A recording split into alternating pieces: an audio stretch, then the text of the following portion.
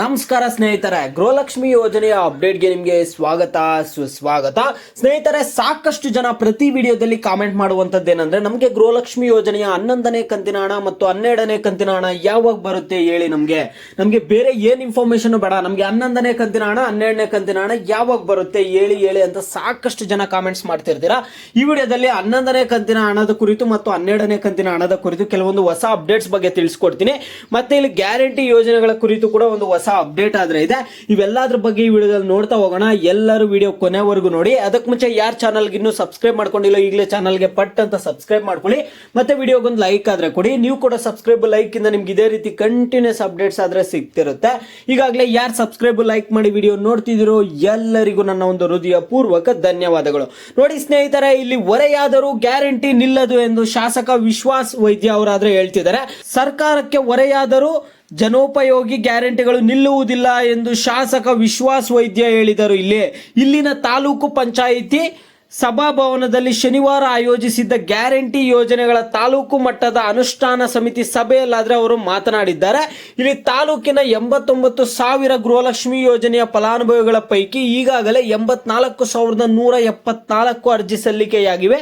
ಅದರಲ್ಲಿ 90% ಕುಟುಂಬದ ಯಜಮಾನಿ ಖಾತೆಗೆ ಹಣ ಜಮೆಯಾಗುತ್ತಿದೆ. ಕೆಲ ತಾಂತ್ರಿಕ ಸಮಸ್ಯೆಗಳಿಂದ ಇನ್ನು ಕೆಲವಷ್ಟು ಜನರಿಗೆ ಹಣನೇ ಜಮೆಯಾಗಿಲ್ಲ. ಶೀಘ್ರವೇ ಸಮಸ್ಯೆ ಪರಿಹರಿಸಬೇಕು ಎಂದು ಆದರೆ ಸೂಚಿಸಿದ್ದಾರೆ. ಇಲ್ಲಿ ಗೃಹ ಜ್ಯೋತಿ ಯೋಜನೆ ಅಡಿ 60,454 ಪೈಕಿ 58,164 ಕುಟುಂಬಗಳ ಯೋಜನೆಯ ಲಾಭ ಪಡೆದಿವೆ. ಇಲ್ಲಿಯವರೆಗೂ 97% ಪ್ರಗತಿ ಸಾಧಿಸಲಿದೆ.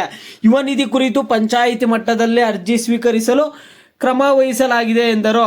ಇಲ್ಲಿ ನೋಡಿ, ಸವದತ್ತಿ ಸರ್ಕಾರಕ್ಕೆ ಹೊರೆಯಾದರೂ ಜನೋಪಯೋಗಿ ಗ್ಯಾರಂಟಿಗಳು ನಿಲ್ಲುವುದಿಲ್ಲ ಎಂದು ಶಾಸಕ ವಿಶ್ವಾಸ್ ವೈದ್ಯ ಅವರಾದ್ರೆ ಇಲ್ಲಿ ಹೇಳ್ತಿರುವಂತದ್ದು. ನೋಡಿ, ಅವ್ರು ಇಲ್ಲಿ ಹೇಳ್ತಿರುವಂತದ್ದು ಸವದತ್ತಿ ತಾಲೂಕು ಇಲ್ಲಿ ಹೇಳ್ತಿರುವಂತದ್ದು. ಅವರು ಗೃಹ ಜ್ಯೋತಿ ಯೋಜನೆದಾಗಿರ್ಬೋದು, ಗೃಹಲಕ್ಷ್ಮಿ ಯೋಜನೆಯ ಕುರಿತಾಗಿರ್ಬೋದು, ಯುವ ನಿಧಿ ಯೋಜನೆ ಕುರಿತಾಗಿರ್ಬೋದು. ಇಲ್ಲಿ ಕಾಂಗ್ರೆಸ್ ಶಾಸಕರೇನು ಗ್ಯಾರಂಟಿ ಯೋಜನೆಗಳು ನಿಲ್ಲುತ್ತೆ ಅಂತ ಹೇಳ್ತಿಲ್ಲ, ಅವರು ಮುಂದುವರಿಯುತ್ತಂತಾನೆ ಹೇಳ್ತಿದ್ದಾರೆ ಗ್ಯಾರಂಟಿ ಯೋಜನೆಗಳು. ಆದರೆ ಇಲ್ಲಿ ನಿಮ್ಗೆ ಹಣ ಆದ್ರೆ ಜಮಾ ಆಗ್ತಿಲ್ಲ. ಇಲ್ಲಿ ಈಗ ಅವರು ಸವದತ್ತಿ ತಾಲೂಕಿನಲ್ಲಿ ಮಾತಾಡ್ಬಿಟ್ಟು ಈ ರೀತಿಯಾಗಾದ್ರೆ ಹೇಳಿದ್ರು. ಅವರು ಈಗಾಗಲೇ ಗೃಹಲಕ್ಷ್ಮಿ ಯೋಜನೆಯ ಹಣ ಜಮಾ ಆಗ್ತಿದೆ ಅನ್ನುವಂಥದ್ದು ಕೂಡ ಇಲ್ಲಿ ಹೇಳ್ತಿದ್ದಾರೆ ಅವರು.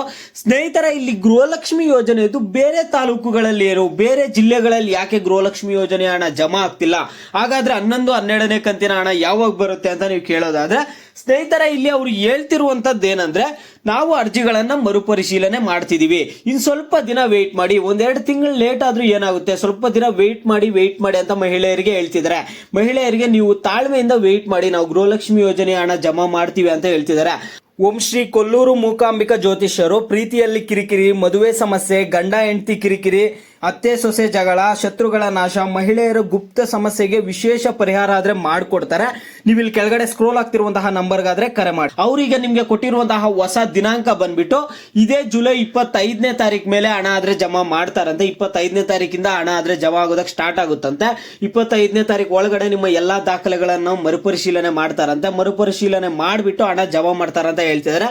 ನಮಗಂತೂ ನಂಬಿಕೆನೇ ಇಲ್ಲ. ಈಗ ನೋಡುವಂತಹ ಜನರಿಗೂ ನಂಬಿಕೆ ಇರಲ್ಲ, ನಮ್ಮ ತರ ವಿಡಿಯೋಸ್ ಮಾಡುವಂತಹ ಯೂಟ್ಯೂಬರ್ಸ್ ನಂಬಿಕೆ ಆದ್ರೆ ಇರಲ್ಲ.